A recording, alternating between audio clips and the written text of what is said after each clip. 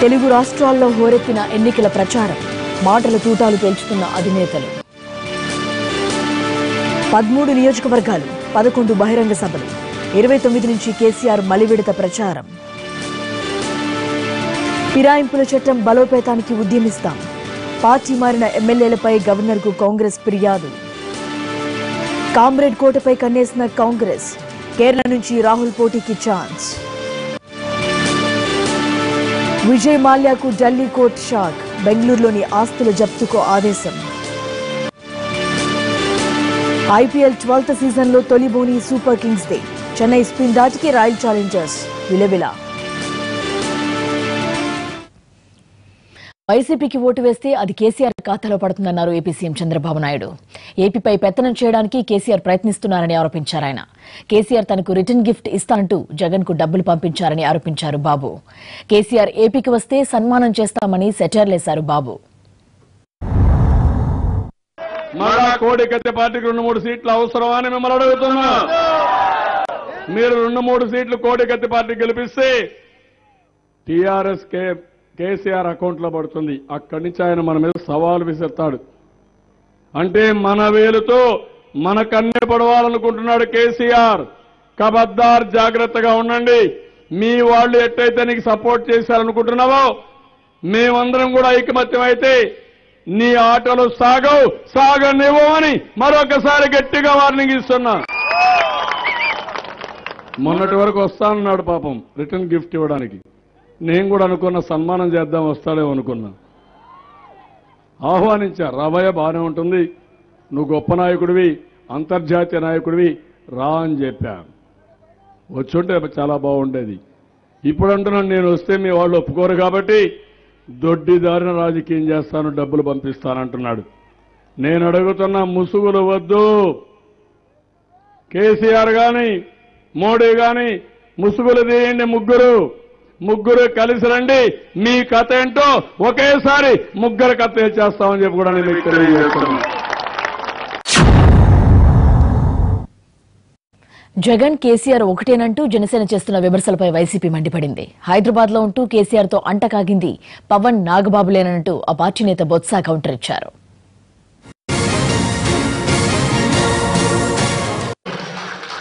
ఎందుకంటే మనలో మనం కొట్టుకుంటా ఉంటే మనం ఇక్కడ కొట్టుకుంటున్నాం. విభిన్నమైన సామాజిక వర్గాలు, విభిన్నమైన మతాలని. కానీ మనం తెలంగాణకి వెళ్తే మనందరం ఆంధ్ర వాళ్ళ కింద వాళ్ళు కొడతా ఉన్నారు. మరి దీన్ని ఎలా మాట్లాడతాం? వాళ్ళకేమో మన ఆంధ్ర వాళ్ళం, మనందరం కలిపి ఇక్కడ దళితులు అవ్వండి, ఏ కులాలైనా అవ్వండి, క్షత్రియ అవ్వండి, వైశ్యులు అవ్వండి, బ్రాహ్మణులు అవ్వండి, వాళ్ళందరికీ మనం ఆంధ్రులు. ఎక్కడో చోటు విసిగిపోయాను నేను కూడా.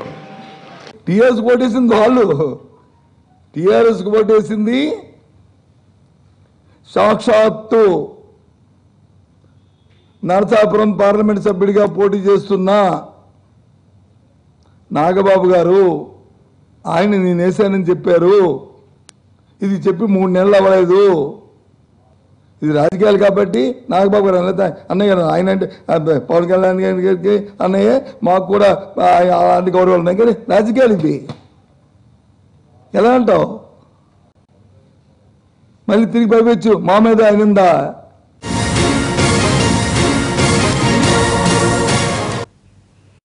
దేశంలో మోదీ పోతే తప్ప అచ్చేదిన్ రావన్నారు కేటీఆర్. 5 ఏళ్ల మోదీ పాలనలో ఇప్పటి వరకు అచ్చేదిన్ రాలేదన్నారు. 2014లో మోడీ గారు ఏదో చేస్తాడట, ఈయన చాలా గొప్పోడట అని చెప్పి దేశంలో కొంతమంది పాపం అనుకొని ఆయనకు ఓట్లేసిండ్రు. ఓట్లేస్తే ఆయనకు ప్రధానమంత్రి అయిండు. 5 ఏళ్ల తర్వాత వెనకకు తిరిగి చూసుకుంటే ఏం చేసిండా నరేంద్ర మోడీ గారు అంటే, ఇక మా అక్క చెల్లెలు నీడు ఉన్నారు, వాళ్ళు భర్తలకు తెలియకుండా కొన్ని పైసలు దాచుకుంటారు పోపుల డబ్బాల. ఆ డబ్బాల చేయబెట్టి ఆ పైసలు ఎత్తుకపోయింది తప్ప చేసింది ఏమీ లేదు. వెనుకకు మర్రి చూస్తే ఏమీ లేదు. శుష్క ప్రియాలు, శూన్య హస్తాలు, డైలాగులు బాగుంటాయి. ఏ కరెంగే ఓ కరెంగే, ఏమి లేదు. अच्छे दिन आएंगे అన్నాడు. अच्छे दिन जरूर आएंगे. कब आएंगे? इस इलेक्शन के बाद जब मोदी साहब जाएंगे, अच्छे दिन जरूर आएंगे इस देश में, पक्का ये बात होएगा. జాతీయ పార్టీ కాంగ్రెస్ దేశానికి ఏం చేసిందని ప్రశ్నించారు కేటీఆర్. 70 ఏళ్లు పరిపాలించిన జాతీయ పార్టీతో దేశంలో అభివృద్ధి జరగలేదన్నారు. యాడున్నది కాంగ్రెస్ దేశంలో ఈరోజు? 29 రాష్ట్రాల్లో 20 రాష్ట్రాల్లో అడ్రస్ కూడా లేదు కాంగ్రెస్ పార్టీకి. ఈ దేశంలో అతిపెద్ద రాష్ట్రం ఉత్తరప్రదేశ్, అక్కడనే అడ్రస్ లేదు కాంగ్రెస్ పార్టీకి. అఖిలేష్ యాదవ్ మాయావతి కలిసి ఒక సీటు వారేస్తే వచ్చినట్టు లెక్క. ఆఖరికి రాహుల్ గాంధీ సోనియా గాంధీ నిలబడే అమేథీలో రాయ్బరేలీలో ఈ 2 సీట్లలో కూడా దబ్బన అఖిలేష్ యాదవ్కు మాయావతికి నెత్తి తిరిగి క్యాండిడేట్లను పెట్టిరనుకో వీళ్ళిద్దరు కూడా మటాష్. అటువంటి పరిస్థితి అది కాంగ్రెస్ పార్టీ. జాతీయ పార్టీ ఏం జాతీయ పార్టీ యాడున్నారు? దళితుణ్ణి సీఎం చేస్తానన్న కేసీఆర్ దళితుణ్ణి ప్రతిపక్ష నేతగా ఉండకుండా చేస్తున్నారని ఆరోపించారు టీటీడీపీ నేత రావుల చంద్రశేఖర్ రెడ్డి. అసెంబ్లీలో కూడా ప్రతిపక్ష ఎమ్మెల్యేలు మాట్లాడే పరిస్థితి లేదని చెప్పారు. అన్ని నియోజకవర్గాలు సమానంగా అభివృద్ది చేస్తున్నామని కేసీఆర్ చెబుతుంటే ఎమ్మెల్యేలు మాత్రం అభివృద్ది కోసమే వాడుతున్నామని చెబుతున్నారని సెటైర్లేశారు రావుల. 88 మంది ఆ పార్టీ తరఫున ఎన్నికైనారు. 100 రోజులు దాటక ముందే ఆ సంఖ్య 100 దాటింది. ముఖ్యమంత్రి గారు ముందు నుండి చెప్తున్నారు మాకు 100 సీట్లు వస్తాయి, 100 సీట్లు వస్తాయని. ఆ తక్కువ వచ్చిన సీట్లను ఈ మధ్యకాలంలో భర్తీ చేసుకున్నారు. చివరికి ఎంత దాకా వెళ్ళిందంటే ముఖ్యమంత్రిగా తెలుగుదేశం టీఆర్ఎస్ పార్టీ అధికారంలోకి వస్తే ఒక దళితుడిని ముఖ్యమంత్రి చేస్తా అన్నారు. ఇవాళ బట్టి విక్రమార్క గారు ప్రతిపక్ష నాయకునిగా ఉండడానికి వీల్లేని వాతావరణాన్ని క్రియేట్ చేస్తున్న ఆయన మనస్తత్వాన్ని మనం ఎట్లా అర్థం చేసుకోవాలని అర్థం కాదు. సహజంగా శాసనసభ అనగానే ప్రజాస్వామ్య విధంగా జరుగుతుంది, ప్రజల ఆలోచనలను రిఫ్లెక్ట్ చేస్తుంది అనుకుంటాం. అన్ఫార్చునేట్లీ శాసనసభలో కూడా నామమాత్రంగా ప్రతిపక్షాలకు మైకులు ఇచ్చి లాగేస్తున్న తీరును కూడా మనం గతంలో చూసినాం. మేము అధికారంలో ఉన్నప్పుడు ఎమ్మెల్యేగా పనిచేసినాం, శాసనసభలో ప్రతిపక్షంలో ఉన్నప్పుడు కూడా చేసినాం. రాజశేఖర రెడ్డి లాంటి ఒక రకమైన మనస్తత్వం ఉన్న వ్యక్తి దగ్గర కూడా శాసనసభలో ప్రతిపక్ష ఎమ్మెల్యేలుగా మేము సుదీర్ఘంగా మాట్లాడినాం, ఎదురుగా కూడా ఆయన మీద ఆరోపణలు చేసిన సందర్భాలు ఉన్నాయి. బట్ ఇప్పుడున్న వాతావరణం చూస్తే చాలా చాలా భిన్నంగా ఉంది. అసలు ఎవరు మాట్లాడడానికి వీల్లేని పరిస్థితి ఉంది. తెలంగాణలో అప్రజాస్వామిక పాలన సాగుతుందన్నారు ప్రతిపక్ష నేత బట్టి విక్రమార్క. స్వయంగా ముఖ్యమంత్రి ఫిరాయింపుల్ని ప్రోత్సహిస్తున్నారని మండిపడ్డారు. రాజ్యాంగాన్ని కాపాడతానని ప్రమాణం చేసిన కేసీఆర్ రాజ్యాంగ విలువల్ని తుంగలో తొక్కుతున్నారని ఆరోపించారు. రాజ్యాంగ ప్రకారం నేను పరిపాలన చేస్తానని భారత రాజ్యాంగంలోని 3వ షెడ్యూల్లో ఉన్న ఓత్ సంబంధించిన దానిపైన ప్రమాణం చేసినటువంటి ఈ ముఖ్యమంత్రి ఆ ప్రమాణాన్ని వయలేట్ చేయటమే కాకుండా భారత రాజ్యాంగంలోని 10th షెడ్యూల్లో ఉన్నటువంటి యాంటీ డిఫెక్షన్ బిల్లుని పూర్తిగా ఆయనే వయలేట్ చేస్తూ ఆయనే ఒక పార్టీలో గెలిచినటువంటి శాసనసభ్యుల్ని స్వయంగా ఆహ్వానిస్తూ ఆ 10th షెడ్యూల్ని కూడా ఈరోజు పూర్తిగా దొంగలు తొక్కారు. అంటే రాజ్యాంగ ప్రకారం ఈరోజు రాష్ట్ర పరిపాలన సాగట్లేదు. రాజ్యాంగ ప్రకారం ఎప్పుడైతే రాష్ట్రంలో పరిపాలన కొనసాగట్లేదో ఈ రాజ్యాంగానికి కస్టోడియన్స్గా ఉన్నటువంటి గవర్నర్ గారు అట్లాగే రాజ్యాంగం ప్రకారమే హక్కులు పొందినటువంటి ప్రతి పౌరుడు కూడా ఈరోజు ఆందోళనకు గురవుతూ ఉన్నారు. దేశంలో ఎవరిపై లేనన్ని కేసులు జగన్పై ఉన్నాయని విమర్శించారు మంత్రి ఆదినారాయణ రెడ్డి. జగన్ నామినేషన్ పత్రాల్లో అన్ని అవినీతి కేసుల గురించే ఉందన్నారు. సీబీఐ కేసులు ఎదుర్కొంటున్న జగన్కు ఓటేస్తారు, రాష్ట్రాన్ని అభివృద్ధి బాటలో నడిపిస్తున్న చంద్రబాబుకు ఓటేస్తారు, ప్రజలు తెలుసుకోవాలన్నారు. పాము తన పిల్లలు తనే మింగుతుంది. వాళ్ళే మింగి వాళ్ళే కడుక్కొని వాళ్ళే కుట్లు వాళ్ళే కట్లు వాళ్ళే కనికట్లు ఎవరి మీదనో కేసు. ఆల్రెడీ ఆ రోజు సిబిఐ కేసులో 11 కేసులు నేనే అఫిడవిట్ ప్రొడ్యూస్ చేశాను. ఒక చేతాడంతా అఫిడవిట్ అన్ని కేసులే. నాకు తెలిసి 542 పార్లమెంటు పరిధిలో కేంద్ర పరిధిలో ఇన్ని తప్పుడు కేసులు ఉన్న వ్యక్తి అన్ని కేసులు అన్ని తప్పుడే. ఆయన మీద అన్ని తప్పుడు వ్యవహారమేనా, ఆయన వ్యవహారమే తప్పుడు కాబట్టి అన్ని కేసులు పెట్టారు. అన్ని కేసులు ఆయన మీద ఉన్నాయి. దాని మీద సిబిఐ ఎంక్వైరీ ఆల్రెడీ జరిగి 11 కేసులు పెట్టారు. ఈడీ 7 కేసులు పెట్టారు. స్పష్టంగా అన్ని పత్రికలు వచ్చినాయి. ఇటువంటి కేసులకు ఆయన సమాధానం ఏం చెప్తాడు? ఆయన సిబిఐ ఎంక్వైరీ మా మీద ఎట్లా అడుగుతాడు? అడిగినా మేము రెడీగా ఉన్నాం వేసిన. కానీ ఆయన అడిగే ముందరగా ఆయన హక్కేంది? అటువంటి పార్టీ నడిపే ఆ అభ్యర్థులకు ఓట్లేస్తారా? చంద్రబాబు నాయుడు గారు సీనియరు, అమరావతి, పోలవరము అన్ని రకాలుగా సంక్షేమ పథకాలు అభివృద్ధి పథకాలు చేసే మాకాన్ని అడుగుతున్నాం. కేసీఆర్ తో ప్రతిపక్ష నేత జగన్ లాలూచీ పడ్డారని ఎమ్మెల్సీ బుద్ధ వెంకన్న ఆరోపించారు. జగన్ కు పట్టం కడితే ప్రజల ఆస్తులు స్వాహా చేస్తాడని హెచ్చరించారు బుద్ధ వెంకన్న. జగన్ సీఎం అయితే పరిస్థితి ఎలా ఉంటుందో ఆలోచించుకోవాలన్నారు ఆయన. ప్రజలు టీడీపీకి ఓటు వేయడానికి సిద్ధంగా ఉన్నారని తెలిపారు. ప్రయోజనాలను తెలంగాణలో తాకట్టు పెట్టడమే కాకుండా ఇక్కడ ఉన్నటువంటి ఐఏఎస్ వ్యవస్థ మీద కానీ ఐపీఎస్ వ్యవస్థ మీద కానీ ఉద్యోగస్తుల మీద కానీ మాకు నమ్మకం లేదు అని, ఆఖరికి పోలీస్ వ్యవస్థ మీద నమ్మకం లేదు కానీ ఆంధ్ర పోలీసులు మాత్రం ఆయనకి సెక్యూరిటీగా ఉండాల్సిన పని మాత్రం ఉంది. మరి సెక్యూరిటీ చాలట్లేదని కూడా అంటాడు. అంటే ప్రతి దాన్ని కూడా రాజకీయ కోణంలో చూపించి రాజకీయ లబ్ధి పొందడమే జగన్ రెడ్డి యొక్క ముఖ్య సారాంశంలాగా ఉంది. కానీ ఆయనకి ప్రజలకి కావలసినటువంటి అవసరాలు కానీ ప్రజల పక్షాన పోరాడాల్సినటువంటి బాధ్యత ప్రతిపక్ష నాయకుడిగా ఉందని ఆయన తెలుసుకోలేకపోతున్నాడు. కేసీఆర్ నన్ను నమ్మించి మోసం చేశారన్నారు వివేక్. అయితే టీఆర్ఎస్ ఎమ్మెల్యేలను ఓడించేందుకు పథకం రచించి పార్టీకి మోసం చేసింది వివేక్ అనంటూ మండిపడ్డారు టీఆర్ఎస్ నేత సుమన్. నాకప్పుడు వారు మాట ఇచ్చారు, మీరు తిరిగి రావాలి, మళ్ళీ పార్లమెంట్కి పోవాలి, మీరు నాతో ఉండాలని చెప్పి వారు ఆ మాటతో నేను మళ్ళీ టీఆర్ఎస్ పార్టీలో చేరడం జరిగింది. తర్వాత వారే పిలిచి నీకు ప్రోటోకాల్ అవసరము, మొత్తం నియోజకవర్గం పెద్దపల్లి తిరగాలనుకుంటే ఈ advisor to the government position ఇస్తున్నాను, మీరు తీసుకోండి అని చెప్పి అప్పుడు ఇవ్వడం జరిగింది. అందు గురించి నిన్న లిస్టులో నా పేరు లేనందువల్ల నేను ఈ అడ్వైజర్ పొజిషన్, ఎందుకంటే ఇప్పుడు అవసరం లేదు ప్రోటోకాల్ అని చెప్పి నేను దానికి రాజీనామా చేయడం జరిగింది. సహకరించి వారిని ఓడించాలని కుట్ర చేసినాడు. ఆల్మోస్ట్ ఆల్ పెద్దపల్లి పార్లమెంట్ నియోజకవర్గ పరిధిలో టీఆర్ఎస్ పార్టీ ఎమ్మెల్యే అభ్యర్థులందరినీ ఓడించాలని కుట్ర చేసినటువంటి వ్యక్తి వివేక్. పార్టీకి ద్రోహం చేసింది నువ్వు, పార్టీకి మోసం చేసింది నువ్వు, తల్లి పాదాకి తల్లి రొమ్ము కూతుంది నువ్వు. మీకు అలవాటు అయిపోయింది మీకు అన్నదమ్ములకు ఇటు పోవుడు అటొచ్చుడు అటు పోవుడు ఇటు వచ్చుడు. ఓ స్టెబిలిటీ లేదు, ఓ కన్సిస్టెన్సీ లేదు, నాయకత్వం అంటే గౌరవం లేదు, విలువ లేదు.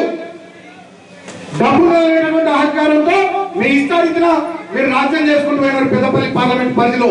సీఎం గారి నుంచి ఏం హామీ రాలేదు నాకు.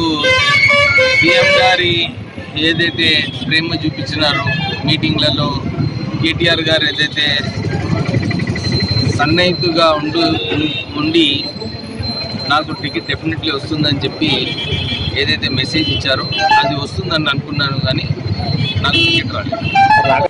ఆనాడు టీఆర్ఎస్ పార్టీ ఒక్క మాట మనం చెప్తే ఖచ్చితంగా పూర్తి స్థాయిలో ఎమ్మెల్యేలను కానీ ప్రాంత నాయకులను కానీ మీకు సహకరించడం. కానీ మీరు చేసింది ఏది? సీనియర్ నాయకులను ఓడగొట్టాలని, టీఆర్ఎస్ పార్టీ ఎమ్మెల్యేలను ఓడగొట్టాలని, అటుదిక్కులతో లోపయ్య గారి ఒప్పందాలు చేసుకొని మీ అన్నని కల్పించుకోవాలని, తద్వారా ఇంకేదో లబ్ధి పొందాలని నువ్వు కుట్రలు చేసినావు.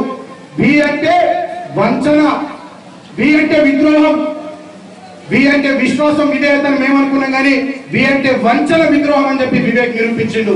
ఇంకా ఎందుకు ఇవ్వలేదు వాళ్ళే. కానీ అందరూ కూడా ఒకటి గమనించాలి, ఎప్పుడైతే కిరణ్ కుమార్ రెడ్డి ముఖ్యమంత్రి ఉండేనో నా మీద ఎంత ఒత్తిడి వేసినా కానీ అన్ని కేసులు పెట్టాడు. Income tax case, central excise case, enforcement direct అన్ని కేసులు పెట్టినప్పటికీ కూడా నేను తెలంగాణ ఉద్యమంలో పాల్గొని తెలంగాణ సాధించుకోవాలని చెప్పి అప్పుడు కూడా నేను ఈ ఉద్యమంలో పాల్గొన్నా. మీ ఆటలు చెల్లవు, మీ ఆటలు సాగవు. ఇవాళ మీరు పార్టీ లైన్లో ఉంటే, పార్టీ పద్ధతులకు అనుగుణంగా మీరుంటే డెఫినెట్ గా పార్టీ మీకు మంచి స్థానం ఇచ్చేది. పార్టీ అభ్యర్థులందరూ నొడగొట్టి పార్టీ అభ్యర్థులందరూ దెబ్బతీయాలని కుట్ర చేసినటువంటి నువ్వుతున్నా నీ ఆటలు కనిపెట్టి నీకు టికెట్ ఇయ్యని పార్టీ ద్రోహ ఇవాళ పెద్దపల్లి పార్లమెంట్ నియోజకవర్గ ప్రజలు రాబోయే ఎన్నికల్లో తెలుస్తారు.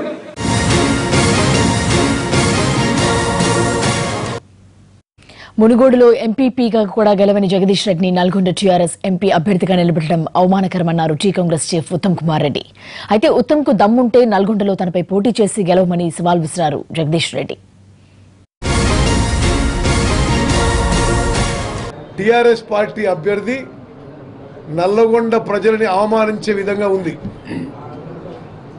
మునుగోడులో ఎంపీపీగా ఓడిపోయిన వ్యక్తి మునుగోడులో చెల్లని రూపాయి నల్గొండ పార్లమెంట్లో చెల్లుతుందా అని ఒకసారి ఆలోచన చేయండి. పార్లమెంటు స్థానాలని ఎటువంటి వాళ్ళకి ఇచ్చిండ్రు? ల్యాండ్ గ్రాబర్లు, భూ కబ్జాకోర్లు. ఈ చెల్లని రూపాయలు నల్గొండ పార్లమెంటుకి ఎంపిక చేసి మన నల్గొండ పార్లమెంటు ప్రజల్ని అవమానపరచడమే. నిజంగా ఉత్తమ్ కుమార్ చెప్పినట్టు ఆయనకు విశ్వాసం ఉంటే, ప్రజల మీద గెలుస్తామని విశ్వాసం ఉంటే, నేను ఒకటే ఛాలెంజ్ చేస్తున్నా ఉత్తమ్ కుమార్ను, నీవు హుజూర్నగర్ శాసనసభ స్థానానికి రాజీనామా చేసి నల్గొండ పార్లమెంటుకి నామినేషన్ వేస్తే బాగుంటుంది. ఎందుకంటే రెండు పదవులు ఉంచుకోవడానికి అవకాశం లేదు. నిజంగా నువ్వు గెలుస్తావన్న విశ్వాసం నీకుంటే, నువ్వు మాట్లాడుతున్న మాట నిజమే, నువ్వు నమ్మితే నీ మనసులో, తప్పకుండా రాజీనామా చేయి. హుజూర్నగర్లో రాజీనామా చేసి నల్గొండలో నామినేషన్ వేస్తే నీకు ప్రజల మీద విశ్వాసం ఉందని, నువ్వు మాట్లాడే మాట మీద నీకు విశ్వాసం ఉందని అనుకుంటాం ఎవరైనా. అట్లా కాకపోతే మాత్రం ఉత్తమ్ కుమార్ ముందే ఓటమిని అంగీకరించినట్టే.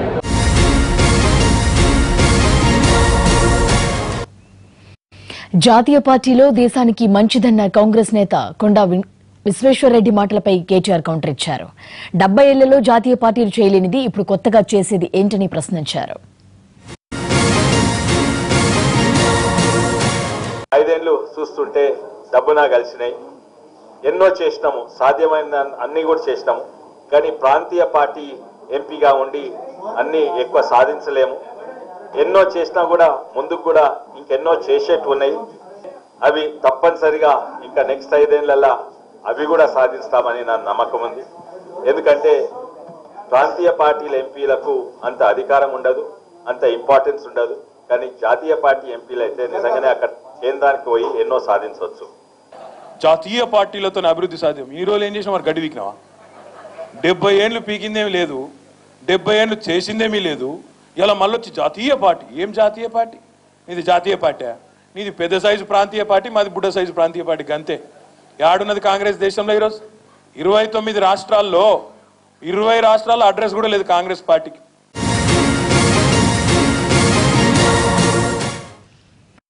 జనానికి పిట్టకథలు చెప్పి ఆకట్టుకోవడంలో రాజకీయ నేతల స్టైలే వేరు. ఇక కేసీఆర్ ఫ్యామిలీ గురించి అయితే చెప్పాల్సిన పనిలేదు. కాంగ్రెస్ పై సెటైర్లు వేస్తూ కేటీఆర్ ఓ పిట్టకథ చెప్పారు. మన పెద్దేముల సంటి ఊళ్ళే ఓ పిల్లగాడు ఉండే. వాడు చిన్నప్పటి నుంచి అన్ని చెడు తిరుగులకు మరిగిండు. చదువు రాలే, చదువు లేదు, సంధ్య లేదు, బడికోవుడు లేదు, అన్ని లంగ సోపతులు. చిన్నప్పటి నుంచే గుట్కా బుక్కుడు, జరదా బుక్కుడు, బీడీలు దాగుడు, మందు కొట్టుడు, దొంగతనాలు చేసుడు, అన్ని కథలు మొదలుపెట్టిండు.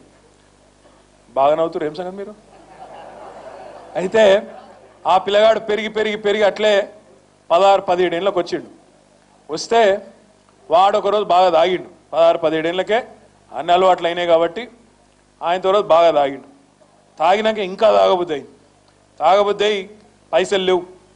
వాళ్ళ ఇంట్లో గోడకు వాళ్ళ నాయన ప్యాంటు కనబడితే ఆ ప్యాంట్లోకి వెళ్ళి డబ్బులు కొట్టేద్దామని పోయిండు. వాళ్ళ అమ్మ చూసింది, వచ్చి పట్టుకున్నది. దొంగతనం చేస్తావురా, ఇది కూడా ఆఖరికి దీన్ని కూడా వచ్చినావా అని చెప్పి గట్టిగా పట్టుకున్నది. వాడు తాగిన మత్తులో ఆయన పక్కకు రోకల్ బండి ఉంటే రోకల్ బండ తీసుకొని తల్లిని కొట్టిండు. తల్లి అక్కడనే స్పాట్లో చచ్చిపోయింది. వాళ్ళ నాయన ఉరికొచ్చిండు, ఎంత పని చేస్తేవిరా అని. వాళ్ళ నాయనని కూడా మరలా వాడి కొట్టిండు, నాయన కూడా చచ్చిపోయిండు. మరి తల్లి తండ్రిని చంపేస్తే ఊకోరు కదా పోలీసు వాళ్ళు, తీసుకుపోయి జైల్లో పెట్టిండ్రు. జైల్లో పెట్టినాక శిక్ష వేయాలి కదా. శిక్ష వేయాలంటే పట్టుకొచ్చిండు, జడ్జి గారు ముంగట నిలబెట్టిండు. ఆ జడ్జి గారు పాపం పెద్ద మనిషి, వీడ ఫరీదుద్దీన్ సాబు ఉన్నాడు. ఆ ఫరీదుద్దీన్ సాబు లెక్క మనిషి పెద్ద మనిషి. ఆ జడ్జి గారు చూసినట్టు పిల్లగాని కిందికి వెళ్ళి మీ దగ్గర చూసి, అరే నేను నా జీవితంలో చాలామంది చిచ్చోరగాళ్ళని చూసిన, చాలామంది లుచ్చగాళ్ళని చూసిన, చాలామంది లత్కోరగాళ్ళని చూసిన, కానీ నీ అంత గలీజ్గానైతే చూడలేదురా. సొంత తల్లిదండ్రినే చంపినావు, నీకేం శిక్ష వేయాలనో నాకైతే తెలుస్తలేదురా భయ్, ఇక నువ్వే చెప్పు అన్నాడట. అంటే వాడు అప్పటిదాకా రుబాబుగా నిలబడ్డాడు, 2 చేతులు కట్టుకొని, అయ్యా నేను తల్లిదండ్రి లేని అనాథని సార్, నన్ను ఇడిచిపెట్టి సార్ అన్నాడట. ఓటర్లను ఆకట్టుకునేందుకు అభ్యర్థులు వినూత్న రీతిలో ఎన్నికల ప్రచారానికి దిగుతున్నారు. శ్రీకాకుళం జిల్లా టెక్కల్లో మంత్రి అచ్చెన్నాయుడు బజ్జీల వ్యాపారి అవతారమెత్తాడు. టెక్కలి చెరవీధిలో ఎన్నికల ప్రచారం నిర్వహిస్తున్న ఆయన రోడ్డు పక్కనే ఉన్న బజ్జీల బండి వద్దకు చేరుకుని బజ్జీల వ్యాపారి స్థానంలోకి పరకాయ ప్రవేశం చేసి బజ్జీలు వేయించారు. ప్రతి శ్రమజీవికి అండగా ఉన్న టీడీపీ ప్రభుత్వానికి బాసటగా నిలిచి టెక్కలి అభ్యర్థిగా తనకు ఓటేయాలని ఓటర్లను అభ్యర్థించారు మంత్రి అచ్చెన్న. మంత్రి అచ్చెన్నాయుడు అరటికాయ బజ్జీలు వేయడంతో ఓటర్లు ఒకంత ఆశ్చర్యం చెందారు.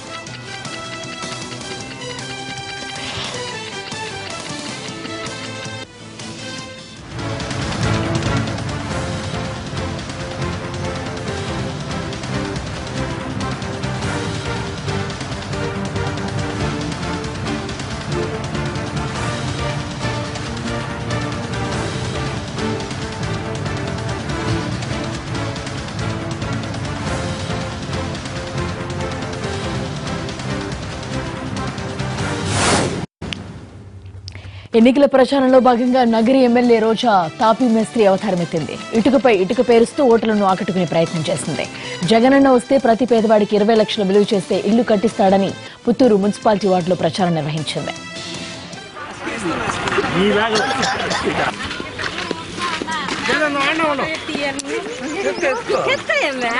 పేదవాళ్ళందరికీ ఇస్తారు, సరేనా?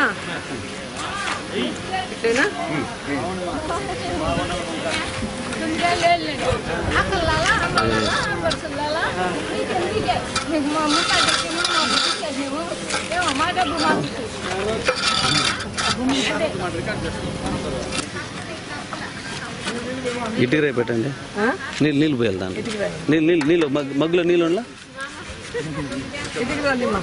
వాట్సాప్ సార్ నా మండే పోతా